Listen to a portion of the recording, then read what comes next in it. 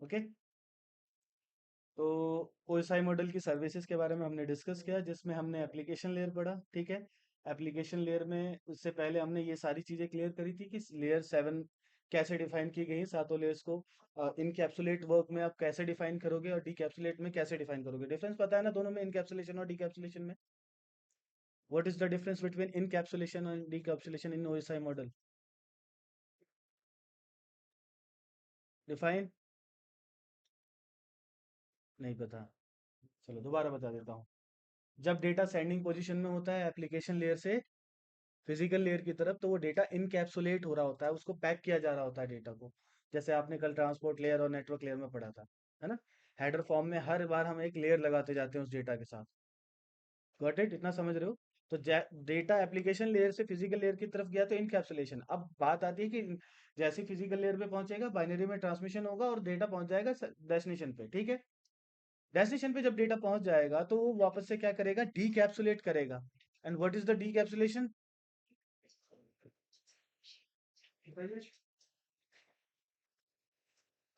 डीकैप्सुलेशन क्या है?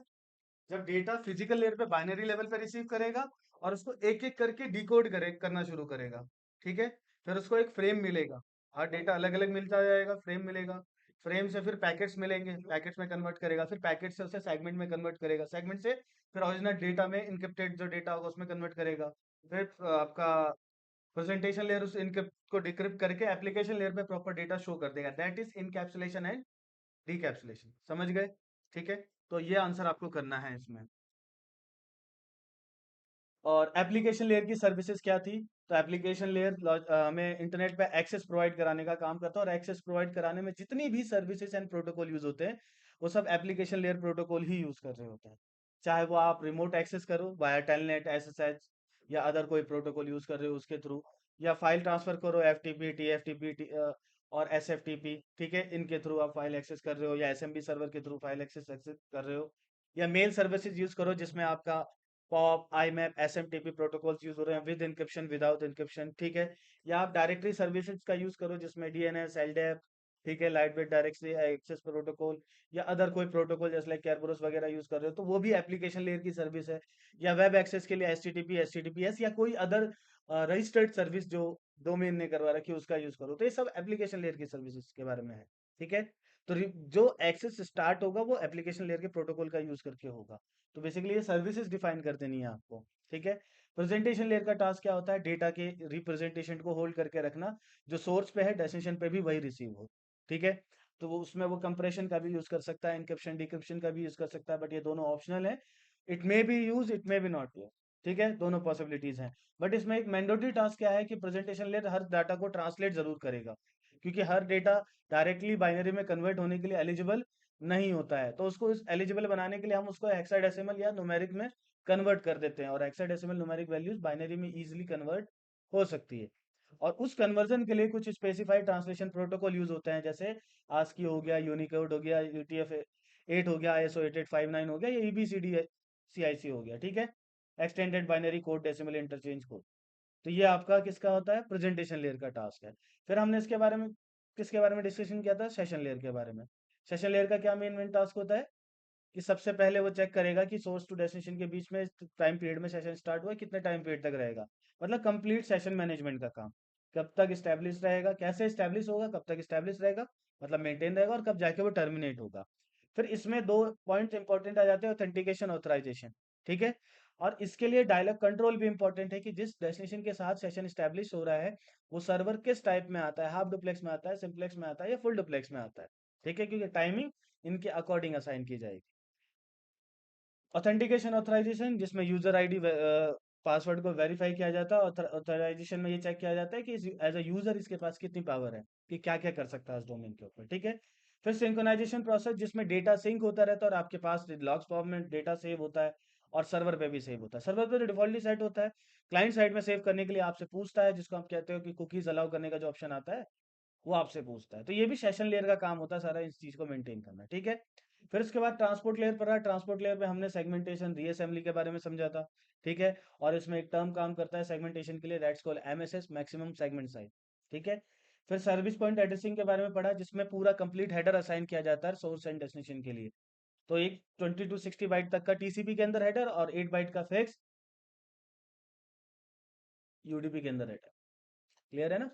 20 to 60 bite किस में असाइन होता है? टीसीपी में, और 8 बाइट यूडीपी में। तो जिस हेडर की नीड होगी तो अब ये हेडर असाइन कर देगा, और नीड का मतलब ये है कि ये सिलेक्शन करेगा। सिलेक्शन करने के प्रोसेस को ये हम कनेक्शन कंट्रोल कहते हैं। ठीक है, टीसीपी और यूडीपी में सेलेक्ट करना।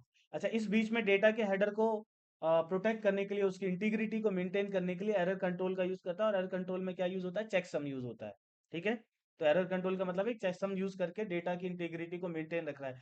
डेटा की इंटीग्रिटी मैं बोल देता हूँ, बट एक्चुअल में वो हेडर इंटीग्रिटी देख रहा है, क्योंकि आपका नेटवर्क लेयर तक कोई भी डेटा को चेक नहीं करता है। ठीक है, सब हेडर लगा के हेडर ही चेक कर रहे होते हैं कि हेडर सही लग क्या है। ओके, इसका एक और काम होता है फ्लो को एडजस्ट करना, कंट्रोल करना। जो आपने अभी आरटीटी के फॉर्म में पढ़ा था, रीट्रांसमिशन के फॉर्म में पढ़ा था, एक्नॉलेज सिस्टम के फॉर्म में पढ़ा था। तो ये सब फ्लो कंट्रोल हो रहा है इन सब फॉर्मेट के थ्रू, इन सारे टास्क के थ्रू। Got it? तो ये कंप्लीट आपने क्या पढ़ा था? टीसीपी यूडीपी डिफरेंस समझने के बाद आपका ट्रांसपोर्ट लेयर कंप्लीट हो गया था। उसके बाद मैंने फिर आपको नेटवर्क लेयर की सर्विसेज के बारे में समझाया था कि ये लॉजिकल एड्रेसिंग करता है। लॉजिकल एड्रेसिंग में सब कुछ आ गया। फिर क्या क्या आ गया? पूरा 20 to 60 बाइट के बीच में जो हेडर असाइन होना है वो हेडर आ गया। उस हेडर के बारे में हमने डीपली डिस्कशन किया कि कैसे आपका वर्जन, लेंथ, ठीक है, हेडर लेंथ, फिर उसके बाद टाइप्स ऑफ सर्विस, उसके बाद क्या था उसके बाद?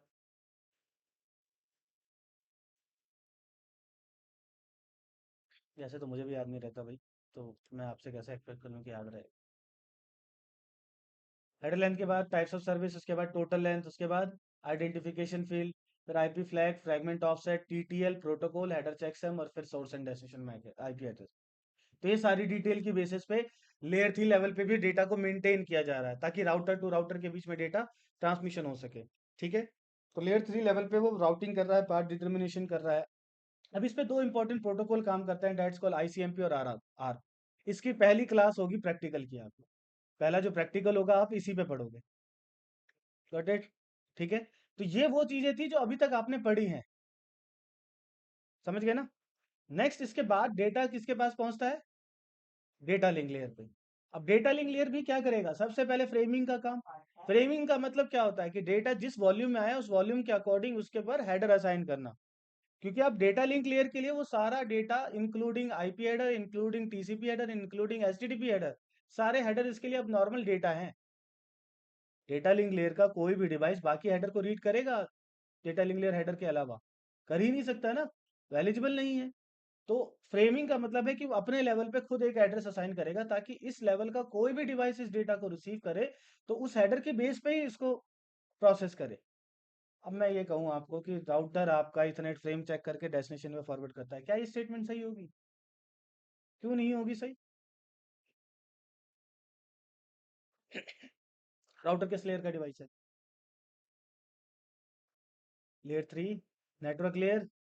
नेटवर्क लेयर पे काम करता है। नेटवर्क लेयर पे जो भी डिवाइस काम करेगा तो मेनली किस एड्रेस को चेक करेगा?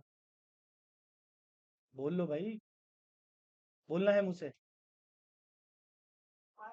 गाइस, आप लोगों को भी वॉइस आ रही है ना, तो आप लोग भी रिवर्ट कर सकते हो। और अगर नहीं आ रही है तो आप लोग बता दो। आदित्य, अमन, भावेश, मोहित, रजत एंड ऋषि, आप लोग क्लास में अवेलेबल हो गाइस सभी?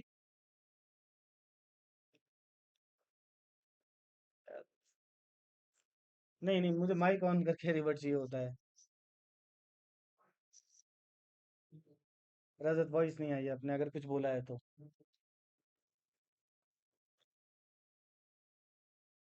आवाज तो है इसमें भाई।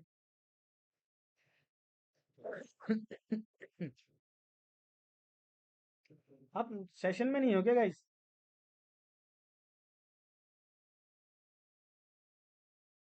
अभी भी वॉइस नहीं आई है आप लोग अगर कुछ भी बोल रहे हो तो।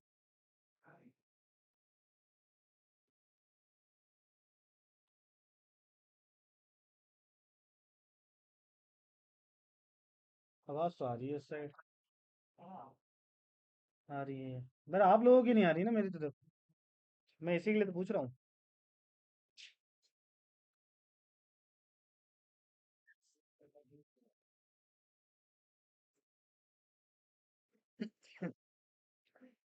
चलो कंटिन्यू करते हैं आगे। फिजिकल एड्रेसिंग का क्या मतलब होता है?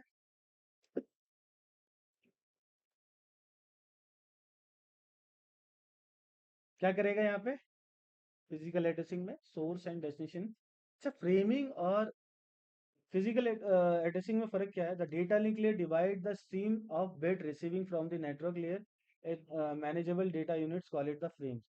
तो अब डेटा का टर्म चेंज कर देगा। जैसे नेटवर्क लेयर पे पैकेट था, ट्रांसपोर्ट लेयर पे सेगमेंट था, यहाँ पे आते ही वो क्या बन गया? डेटा लिंक लेयर पे आते ही क्या बन गया वो? फ्रेम बन गया। ठीक है। फ्रेम के साथ अब उसको एक्चुअल में वो फ्रेम तभी कहलाएगा जब तक उसके साथ फिजिकल एड्रेसिंग नहीं हो जाती। ठीक है। जब वो फिजिकल एड्रेसिंग हो जाएगी तो फ्रेम कह सकते हो आप उसे। फिजिकल एड्रेसिंग में क्या होगा? वही सेम चीज जो आपका आईपी एड्रेस के साथ लगने के बाद हुआ था, है ना? सोर्स डेस्टिनेशन का मैक एड्रेस असाइन होगा और कुछ डिटेल असाइन होगी। ठीक है। अब इसमें एक बड़ा इशू ये है कि डेटा लिंक लेयर पे ना दो तरह के हेडर असाइन होते हैं, that's called Ethernet header first और इथरनेट हेडर सेकंड। ठीक है। सेकंड में इतनी डिटेल ही नहीं है, फर्स्ट में बहुत डिटेल्स हैं जो असाइन होती हैं। क्लियर हो रहा है? ठीक है। अच्छा, फिर वैसे काम क्या करता है ये? तो ये जैसे फिजिकल एड्रेसिंग करता है ऐसी इसको हम कहते हैं link control. I think so, just 1 minute, यहाँ से पता लग जाएगा मुझे।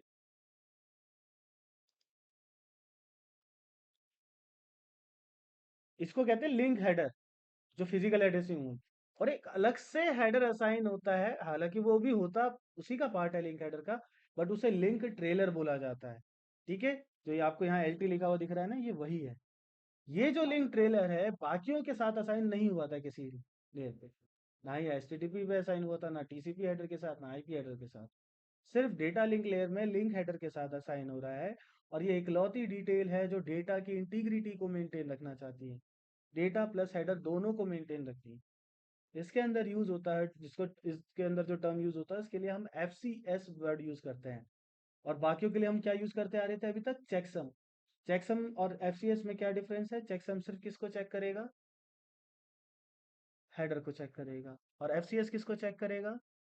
हेडर प्लस डेटा दोनों को चेक करेगा। ठीक है। तो ये डिटेल इसके अंदर होती है।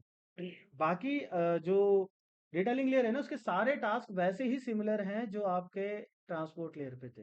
यही था ना, फ्लो कंट्रोल पढ़ा वहां पे आपने, एरर कंट्रोल, एक्सेस कंट्रोल, यही सब तो पढ़ रहे थे वहां पे भी। कैसे सेम होगा? डिफरेंस क्या रह गया फिर ट्रांसपोर्ट लेयर और डेटा लिंक लेयर में? देखो, ट्रांसपोर्ट लेयर पे पोर्ट नंबर असाइन हो रहा है और नेट डेटा लिंक लेयर पे मैक एड्रेस असाइन हो रहा है। इसके अलावा और कोई डिफरेंस रह गया? बट इसके लिए तो पूरी एक लेयर नहीं बनाई जाती ना, तो कुछ और भी डिफरेंस होगा। तो डिफरेंस ये आ जाता है कि ट्रांसपोर्ट लेयर पे जितने भी टास्क हो रहे हैं वो सिर्फ प्रोसेस टू प्रोसेस के लिए हो रहे हैं। ठीक है।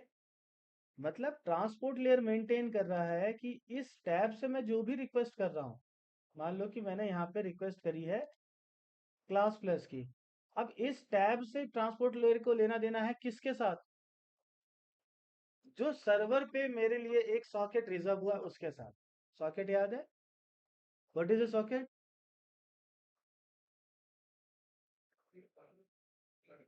अरे भाई क्या,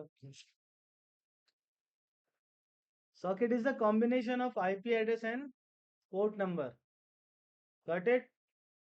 जो आईपी एड्रेस और पोर्ट नंबर का कॉम्बिनेशन होता है ना, उसको सॉकेट बोला जाता है। तो आपके सेशन को डिफरेंशिएट करने के लिए सर्वर, आप सभी जितने भी यूजर सर्वर को एक्सेस करते हैं सभी को वो एक सॉकेट असाइन कर देता है।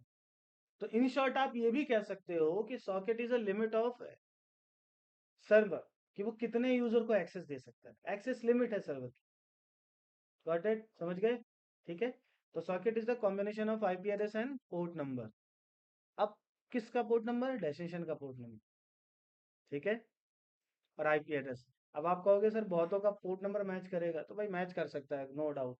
बट आईपी एड्रेस मैच नहीं करेगा। समझ गए? बहुत रेयर सिचुएशन आती है जहां आईपी एड्रेस और पोर्ट नंबर भी दोनों मैच कर जाए। कैसे आती है? आप मेरे नेटवर्क में कनेक्टेड हो, मैं भी नेटवर्क में कनेक्टेड हो, आपने क्लास प्लस की रिक्वेस्ट करी, मैंने भी क्लास प्लस की रिक्वेस्ट करी। इट मे भी बाई चांस ऐसा हुआ कि आपके पीसी के एल्गोरिदम ने 49152 असाइन कर दिया और मेरे पीसी के एल्गोरिदम ने भी 49152 असाइन कर दिया। हालांकि हम दोनों का अभी तक लोकल आईपी एड्रेस डिफरेंट है, बट जैसे ही राउटर पे पहुंचेंगे तो ट्रांसलेट होकर दोनों को एक ही पब्लिक आईपी मिलेगा, है ना? अब सर्वर के लिए दोनों रिक्वेस्ट सेम होगी? नहीं होगी सेम। ठीक है, क्यों नहीं होगी सेम? क्योंकि सर्वर को पता है कि ऐसा पॉसिबल हो सकता है, तो सर्वर पे ये चीज फेल कर दी जाती है कि दोनों की रिक्वेस्ट टाइमिंग जो होगी वो मिली सेकेंड में मैच हो, ऐसा पॉसिबल नहीं है। मिली सेकेंड में मैच होने का मतलब समझ रहे हो? मैंने सेम टाइम पे एंटर किया, उधर भी सेम टाइम पे क्लिक हुआ। ठीक है, तो वो जो टाइमिंग होती है ना, मान लो कि अभी 12:33 200 मिली सेकेंड पे मेरा सेशन रिक्वेस्ट गई, तो सेम अगर आपका हो रहा है तो कॉन्फ्लिक्ट होगा, तब एक बार एरर आएगा, और ऐसा 99% चांस है कि नहीं होगा। 99.9। ठीक है,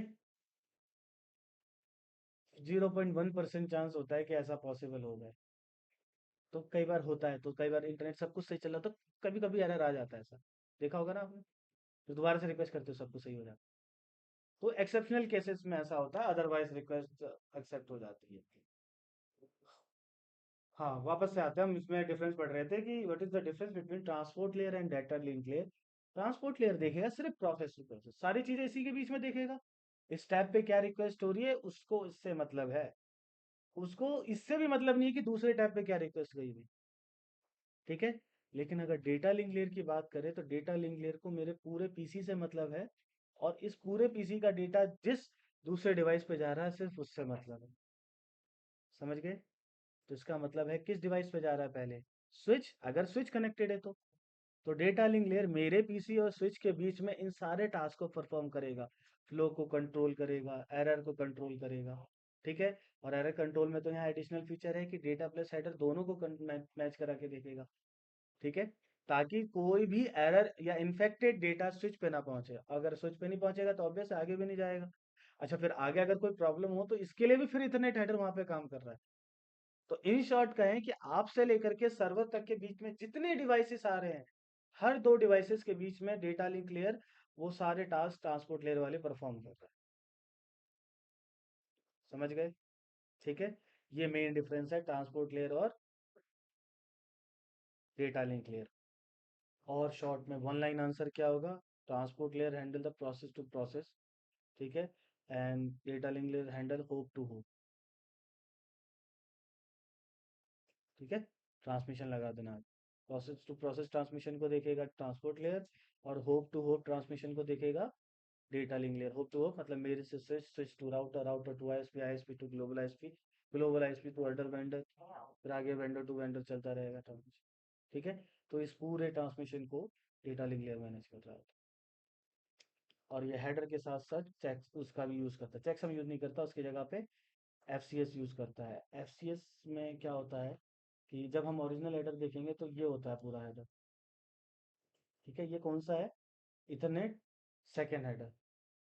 और एक और हेडर होता है, वो है इथरनेट फर्स्ट हेडर।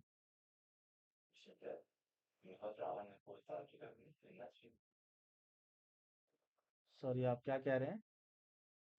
तो या बाई मिस्टेक ऑन हुआ है माइक? चलो, इथरनेट फर्स्ट हेडर और सेकेंड में क्या डिफरेंस है? इथरनेट फर्स्ट में ना बहुत सारी चीजें दी थी। प्रीएम्बल दे रखा है यहाँ पे 7 बाइट का। ठीक है, टोटल कितने बाइट का हेडर हो जाएगा? कैलकुलेट करेंगे तो 13, 7, 20, 20, 2, 22 और 22, 4, 26 बाइट। ठीक है, डेटा को हटा दें, जो डेटा है बीच में उसको हटा दें, तो टोटल 26 बाइट का हेडर है। और 26 बाइट का ही हेडर है। इसके कंपैरिजन में जो ये वाला हेडर है ना, इसको देखो कितने बाइट का है। 48 bit is 60 byte, 16 byte, 16 byte कह रहा हूँ, 6 byte. 6 byte plus 6 byte plus 2 byte. ठीक है, प्लस 4 बाइट, कितना हो गया?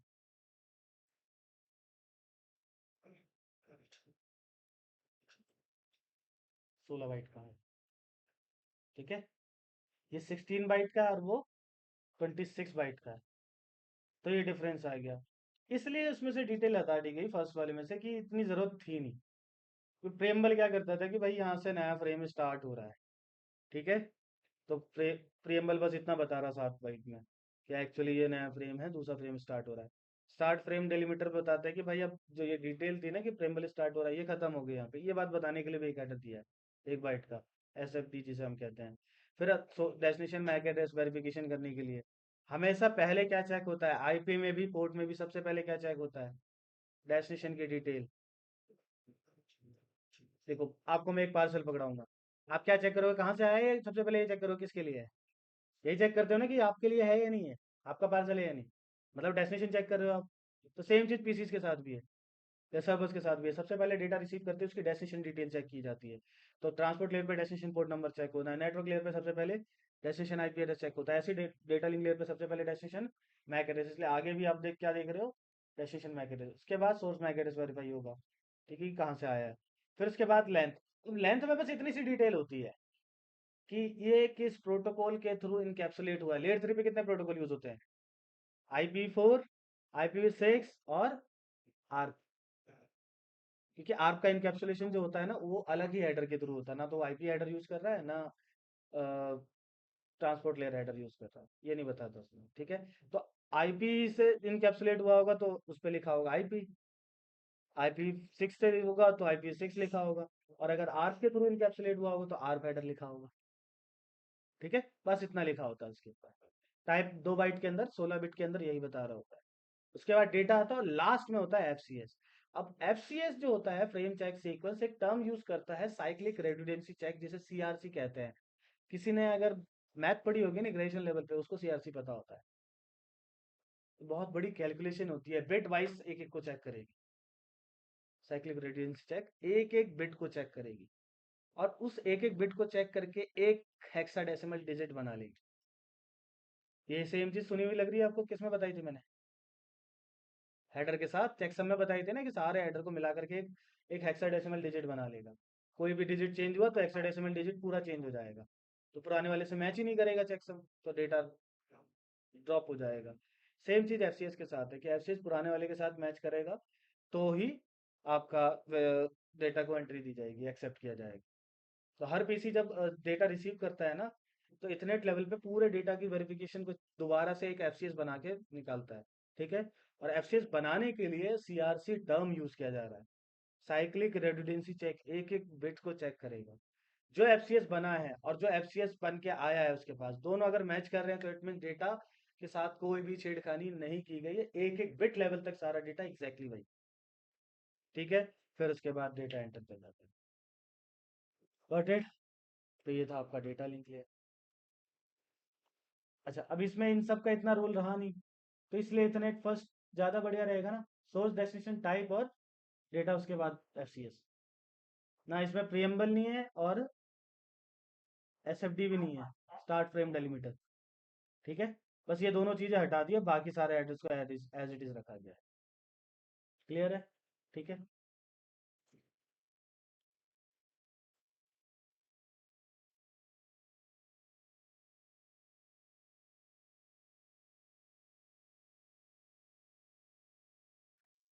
18 बाइट है, और वो वाला एड्रेस कितना था, 26 बाइट। चलो, तो डेटा लिंक लेयर में इतनी ही डिटेल इनफ थी आपके लिए। अब आगे आगे बढ़ते हैं, नेक्स्ट लेयर क्या आ जाती है, फिजिकल लेयर। अब डेटा डिसाइड हो गया, इसके साथ जो जो जितनी भी encryption, decryption, security, error checking, checksum, FCS, सब कुछ यूज होना तो हो गया। फिजिकल लेयर अब कुछ नहीं करेगा, अब वो काम करेगा, फोकस करेगा भेजने, ठीक है। तो भेजने के लिए सबसे सबसे पहले क्या करना पड़ेगा, डेटा के साथ कन्वर्जन, किसमें, बाइनरी में। क्योंकि डेटा लिंक लेयर भी सब रेडी करता है, बाइनरी में कन्वर्ट नहीं करता। तो सबसे पहले डेटा रिसीव होते ही लिखा हुआ है ना, the physical layer coordinate the function required to carry the bit stream over the physical medium.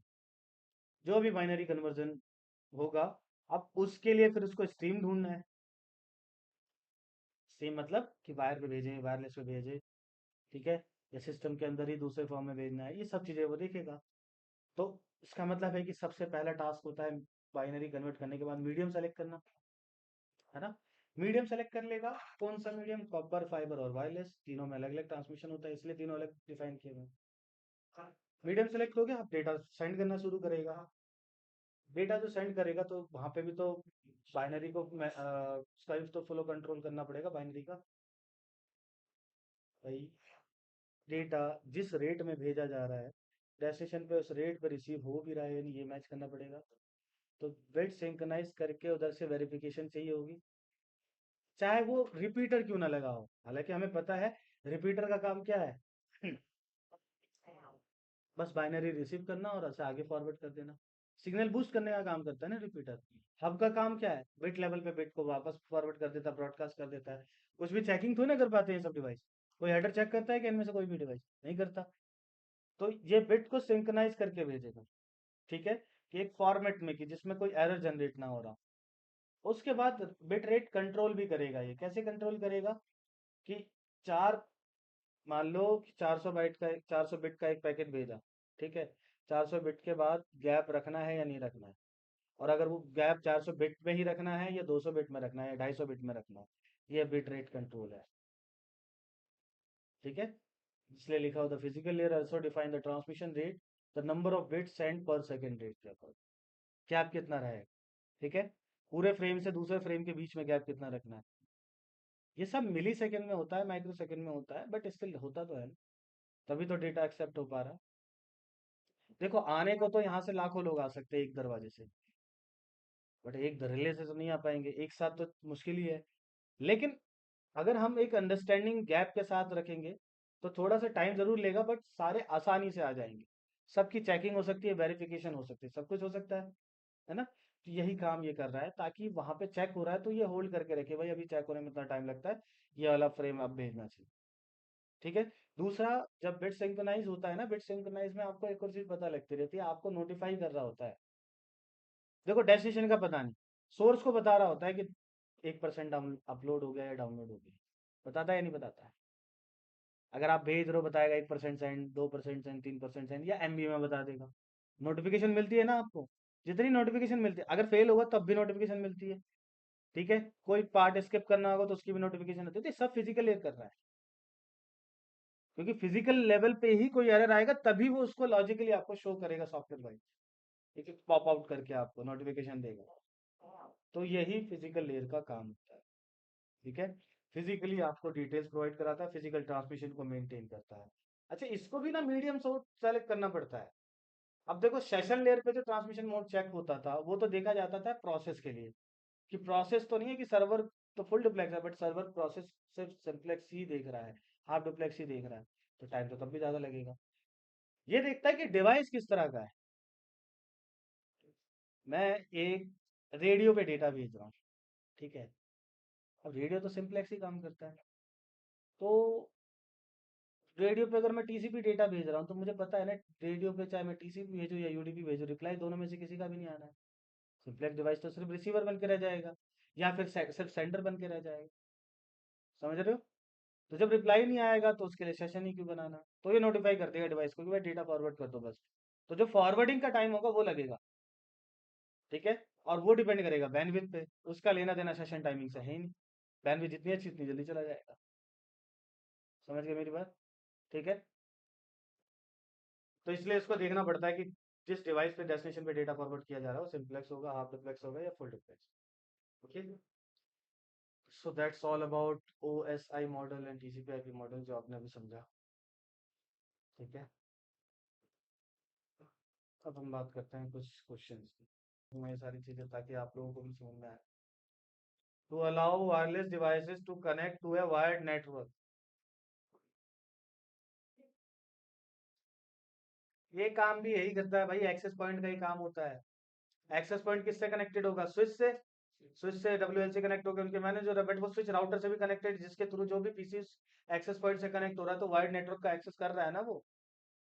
भाई आप इस वाईफाई से कनेक्ट कर रहे हो, इस इंफ्रास्ट्रक्चर को एक्सेस कर सकते हो ना। तो ये डिवाइस तो सिर्फ मीडियम बना ना, कि आपका wire to wireless to wire में कनेक्टिविटी दे रहा है, ठीक है। तो यही सेम चीज यहाँ पे बोली गई। तो ये भी काम राउटर उसका नहीं होता, क्या नाम है, फायरवॉल का नहीं होता। ये काम भी किसका है, एक्सेस पॉइंट का है। तो नीचे वाले पे है, to connect network and intelligently choose the best path between networks. Indirectly यार फायरवॉल काम कर सकता है, बट ये मेन काम नहीं है फायरवॉल का। फायरवॉल का मेन काम फिल्टरिंग का होता है, ये काम राउटर का होता है मेनली। बेस्ट पाथ को सेलेक्ट करना राउटर का ही तो काम होता है, ठीक है। चलो नेक्स्ट बताओ इसमें। वैसे तो ये नहीं भी आंसर करोगे तो समझ में आता है ना, आप अंडरस्टैंड नहीं कर पा रहे होगे। On Ethernet network is the retransmission delay that enforce when collision occur। इसका आंसर शायद में भी फॉरवर्ड डिले हो। ठीक है, तो छोड़ देते हैं, ये बहुत अच्छा है आपको समझाने के लिए। Network interface port has a collision detection मतलब एक पोर्ट के ऊपर मल्टीपल डाटा ट्रांसमिट हो रहा है और कोलाइड कर रहे हैं वहां पे। ठीक है।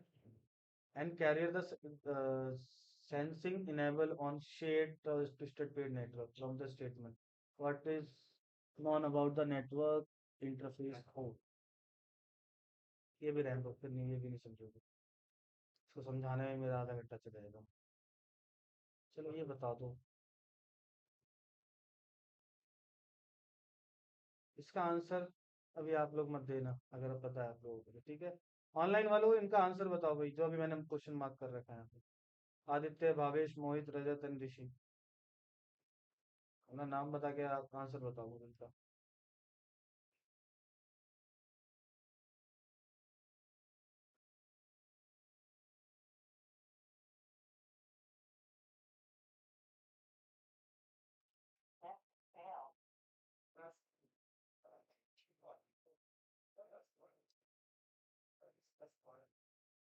चलो भाई, ऑनलाइन में कोई इतना एलिजिबल नहीं है शायद इसका आंसर करने के लिए।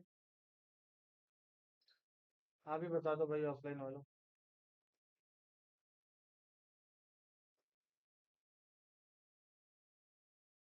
इसका आंसर क्या होगा ए बी सी डी में से?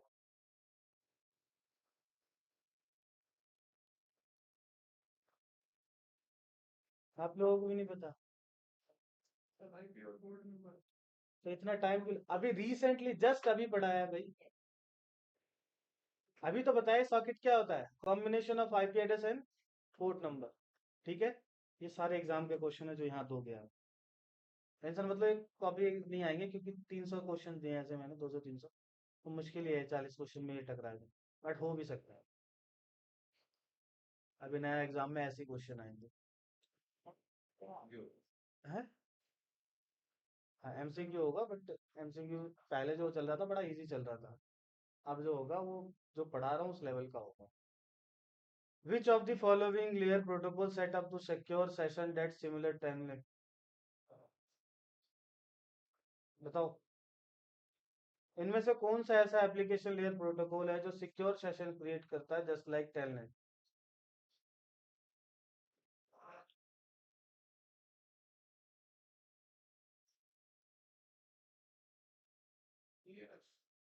हाँ भाई, और कोई आंसर करेगा इस पे?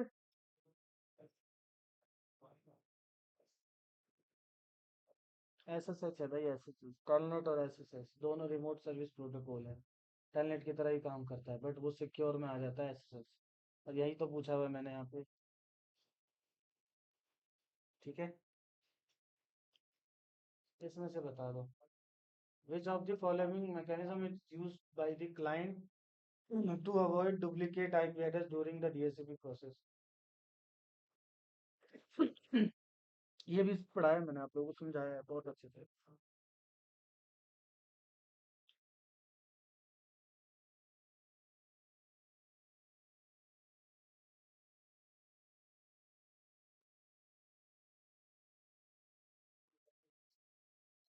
डी होगा ना?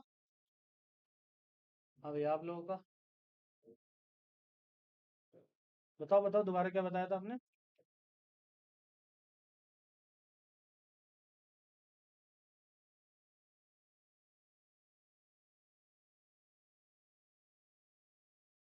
ये भी तो पता लगे कौन आंसर कर रहा है।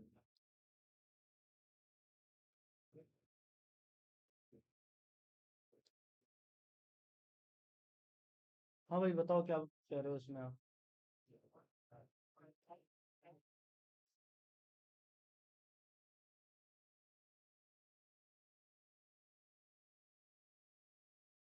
इसका क्या आंसर होगा? कौन सा ऑप्शन इसमें से डुप्लीकेट आईपी एड्रेस को क्रॉस चेकिंग करने के लिए यूज होता है? किसने बताया था अभी डी? आप में से? तो भाई नाम भी बोल दो यार दोबारा। रेशियो शार्प यूज होता है, बता रखा है मैंने कितनी बार आपको। आईपी क्लास पढ़ा रहा था तो समझाया था मैंने कि एक आईपी एड्रेस अगर आप डुप्लीकेट दे दोगे तो दूसरे पे वो वेरीफाई करने के लिए जीआर भेजता है ग्रेशियस शार्प से। ठीक है, जिसके थ्रू वेरीफाई हो जाता है कि डुप्लीकेट आईपी एड्रेस है वो। और होता है तो हटा देता है, और नहीं होता है तो वेरीफाई होता है। ठीक है। Which layer 4 protocol is use for telnet connection? चलो ये बताओ।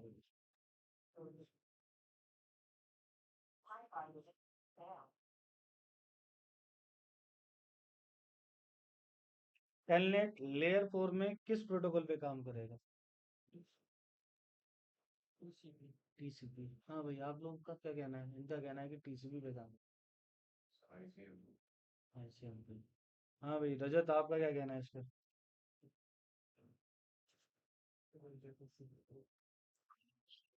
इस बार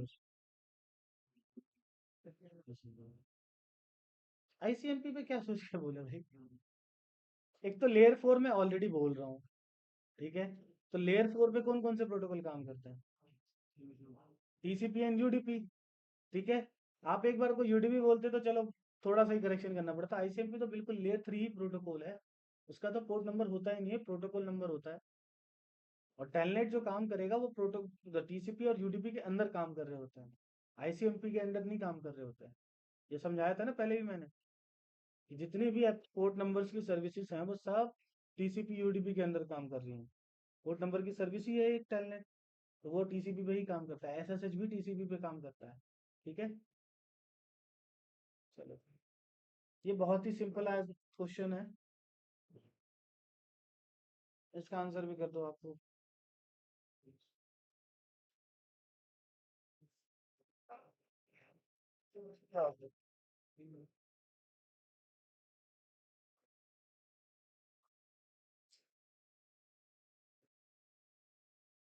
मल्टीकास्ट एड्रेस पता है किसी को? कौन सा मल्टीकास्ट एड्रेस है इसमें से? A B C D? कौन सा? बी? बी 192.168.10.6। हाँ भाई, आपके अकॉर्डिंग? डी?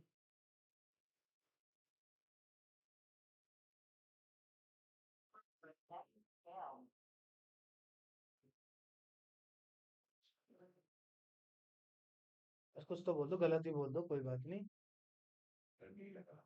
डी? ठीक है। हाँ, भावेश, मोहित, रजत, आप लोग? सी? सी आए? डी? किसमें? मल्टीकास्ट कैटेगरी थी, तो सी ही होगा। तो बाकी भाई, भूल गए कि पूरी की पूरी क्लास डी की रेंज रिजर्व है मल्टीकास्ट करने के लिए। 224.000 से लेकर के 239.255 255 तक में कोई भी एड्रेस है वो मल्टीकास्ट है। ठीक है। हाँ। Which statement are true regarding ICMP packet? दो ऑप्शन सेलेक्ट करने हैं। ठीक है। क्या आईसीएमपी गारंटी डिलीवरी देता है डेस्टिनेशन पे फॉरवर्ड करने की? क्या ICMP host with information about network problem ये बताता है? आईसीएमपी इनकैप्सुलेट करता है क्या आईपी के साथ, या आईसीएमपी इनकैप्सुलेट करता है यूडीपी के साथ? कौन से दो ऑप्शन सही है इसमें से?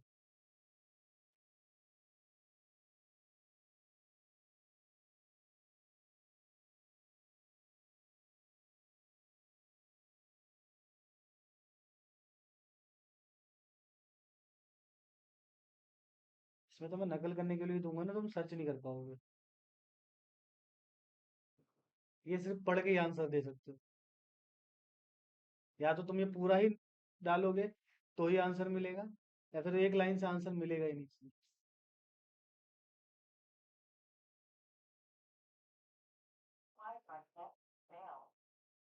देखो, ICMP is a layer 3 protocol. ठीक है। तो फर्स्ट ऑफ ऑल वो यूडीपी डेटाग्राम के साथ इनकैप्सुलेट नहीं हो सकता है। ठीक है, तो एक तो रिजेक्ट हो गया, कौन सा वाला, डी वाला रिजेक्ट हो गया। फिर दूसरी बात, अरे आईसीएमपी, मैंने ऐसा कोई सी सर्विस बताई आईसीएमपी के बारे में कि भाई यहाँ गारंटी डिलीवरी होती है, ऐसा कुछ समझाया? मैंने तो ऐसा टीसीपी के लिए बोला था ना। तो ये दोनों चीजें रिजेक्ट होगी, बचा कौन सा, आईसीएमपी प्रोवाइड करता है होस्ट की डिटेल और ये भी बताता है अगर कोई डेस्टिनेशन अनरीचेबल होता है या नहीं पहुंच पाते वहां तक। आईसीएमपी बेसिकली यूज ही ट्रबल शूटिंग के लिए हो रहा है, तो वही तो कर रहा है, होस्ट इन्फॉर्मेशन, नेटवर्क इन्फॉर्मेशन दे रहा है। और दूसरा आईसीएमपी आईपी के साथ ही इनकैप्सुलेट होगा, टीसीपी यूडीपी के साथ। मतलब जो प्रोटोकॉल शुरू ही लेयर 3 से हो रहा है, तो ऊपर वाली लेयर पे कैसे जाएगा वो, नीचे आएगा ना। फिर इनकैप्सुलेशन का मतलब यही है कि लेयर 3 से फिर लेयर 2 पे आएगा, 2 से फिर लेयर 1 पे आएगा, फिर डीकैप्सुलेट होते वक्त भी सिर्फ लेयर 1, 1 से लेयर 2 और लेयर 3 पे ही होगा, उससे ऊपर जाएगा ही नहीं डीकैप्सुलेट करने के। ठीक है, तो इसका आंसर बी एन सी होगा। ठीक है, चलो ये भी बड़ा इजी आंसर है 12 नंबर वाला।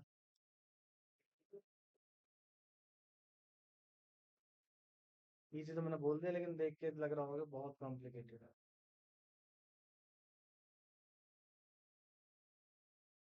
तो पता है आजकल बहुत सारी कंपनी एप्टीट्यूड टेस्ट करवाती है।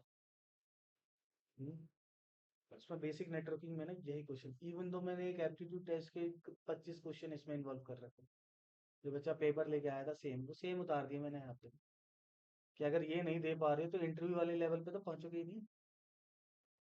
अब बताओ, यही बेसिक बेसिक चीजें ही तो पूछ रहा है वो भी। एक नेटवर्क है, आईपी दे रखा है उस नेटवर्क का, 200.10.50.68, सबनेटिंग पढ़ाई होगी तो आपको पता है ये 28 सीआईडीआर वैल्यू है, सीआईडीआर वैल्यू है ना। ये सीआईडीआर वैल्यू में आपको पता होना चाहिए कि 32 बिट का आईपी होता है, 28 बिट का नेटवर्क बिट हो गई, बची हुई बिट कितनी होगी हमारे पास, 4। तो 4 बिट में कितने होस्ट आते हैं, 2 की power 4 is equal to 16, 16 host. तो 16 होस्ट में ये 68 वाला कहाँ पे एग्जिस्ट करेगा, कौन सा वाले नेटवर्क में आएगा। 0 to 15 एक नेटवर्क हो गया, 16 to 31 दो नेटवर्क हो गए, 32 to आगे कहाँ तक जाएगा, 48, है ना, 47 तक जाएगा। फिर 48 से कहाँ तक जाएगा, 64 तक जाएगा शायद। ठीक है, तो ये 48, 64, 64 के बाद वाला नेटवर्क है, तो फिफ्थ नेटवर्क में आ रहा है ये। ठीक है, अब 64 से आगे 16 तक जोड़ लेना, वहां तक वो नेटवर्क होगा। तो सब network of address for host with the IP address of this, कौन कौन सा हो सकता है, 68 से लेकर के आगे तक में देखो, व्हाट इज द सब नेटवर्क ऑफ दिस होस्ट, ये वाला होगा। 64 क्या हो जाएगी, इसकी नेटवर्क आईपी हो जाएगी ना। ठीक है, ये पूछ रहा, अब देखो इतने इस क्वेश्चन में 3-4 क्वेश्चन थे एक्चुअली में, और आंसर उन 3-4 क्वेश्चन को सॉल्व करने के बाद मिलता है, ऐसे क्वेश्चन में। तो आईपी की सबनेटिंग की प्रैक्टिस कितनी जरूरी है ये भी पता लग गया होगा। हाँ, चलो इसको रहने देते हैं, ये दोबारा पूछता हूँ।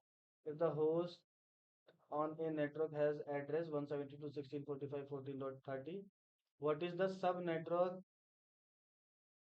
दिस होस्ट बिलोंग टू, किस सब नेटवर्क में बिलोंग करता है अगर आईपी एड्रेस ये लिखा हुआ है। सेम वही क्वेश्चन जो ऊपर पूछा था मैंने, फिर से वही करूँ। 32 बिट का आईपी होता है, 30 बिट सीआईडीआर, मतलब नेटवर्क बिट्स में 30 बिट चलेगी, बची हुई कितने बिट्स हो गई, तो 2 की पावर 2 इज 4, 4 होस्ट का एक नेटवर्क है। तो 0 to 3 एक नेटवर्क हो गया, 4 to 7 दो नेटवर्क, 8 to 11 तीसरा नेटवर्क, और फिर 12 to, तो ये 12 to किस में आएगा, ये 12 to 15 के बीच में आएगा ना ये 40। तो 12 to 50, तो ये किससे बिलोंग करता है, 12 वाले नेटवर्क से। ठीक है, ये भी ऐसे ही था सेम। अब देख लो भाई, तुम आईपी में आंसर नहीं कर पा रहे हो, ऐसे क्वेश्चन पूछे हुए हैं। You need to subnet to a network that has 5 subnets, each with list 16 hosts. ठीक है, which classful subnet marks will you use? 5 network बनाने, 5 नेटवर्क कभी बनते हैं, नेटवर्क हमेशा 2 बनते हैं, 4 बनते हैं और 8 बनते हैं, तो 8 नेटवर्क के अकॉर्डिंग यूज करना है। अब आठ नेटवर्क बनाने के लिए हमें कितने बिट्स की जरूरत पड़ेगी सर?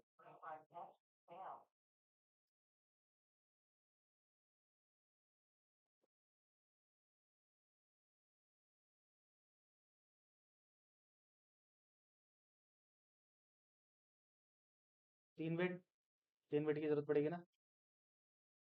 3 बिट की तो जरूरत पड़ेगी। तो भाई 8 नेटवर्क बनाने हैं। 2 की पावर 3, नेटवर्क निकालने का फॉर्मूला क्या था? 2 की पावर n। 2 की पावर 3 पे 3 बिट ले लेंगे तो कितने हो जाएंगे? 8 नेटवर्क हो जाएंगे। 3 बिट लेने पे सबनेट मार्क्स क्या आएगा? 128 + 64 + 32, याद है ये सब? सब पढ़ाया था ना? तो 128 + 64 + 32 क्या हो जाएगा? 224। ऐसे निकालना है आंसर। ठीक है। You have a network in your data center that need 310 hosts. Which mask should you use? Uh, you waste the least amount of address. देखो, अगर इतने होस्ट यूज करने हैं तो मैं तो बहुत सारों में यूज कर सकता हूँ। ठीक है। मतलब ये वाला सबनेट मार्क्स यूज कर लिया तब भी इतने आ जाएंगे होस्ट।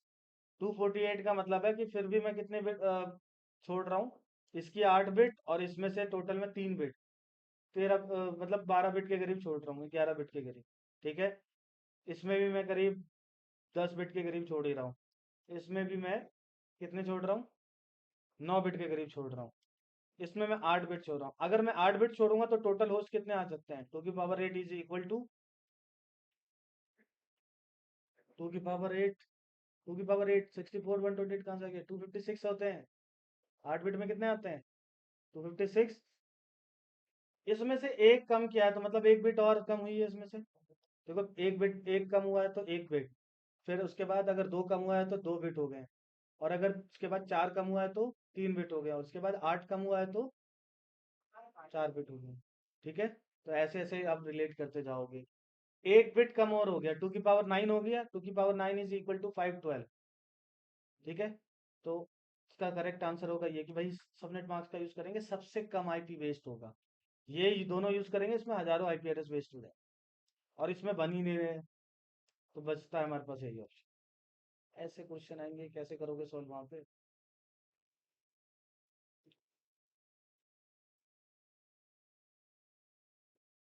चलिए, बहुत important question, troubleshooting question है। ये तो इंटरव्यू में डायरेक्ट पूछा जाता है। Which of the following troubleshooting step if complete successfully also confirm that the order step will be secure as well?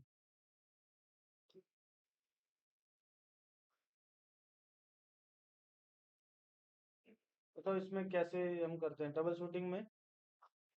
The other step will be success as well. ये भी थोड़ा सा ना scenario based question है, इसका भी answer नहीं कर पाओगे। वैसे तो इसका डायरेक्ट आंसर ये है। हम स्टार्ट कैसे करते हैं? अगर इसको एक ऑर्डर फॉर्म में लगाना हो तो सबसे पहले हम क्या करेंगे? लूप बैक से पिंग करके टेस्ट करते हैं। उसके बाद एनआईसी से पिंग करते हैं अपने। ठीक है।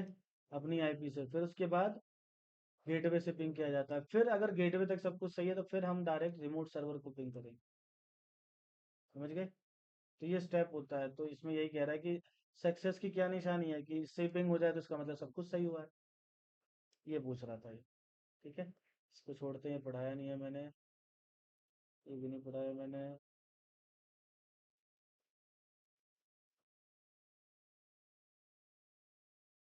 ये सब तो पढ़ाना बाकी है आप लोगों को।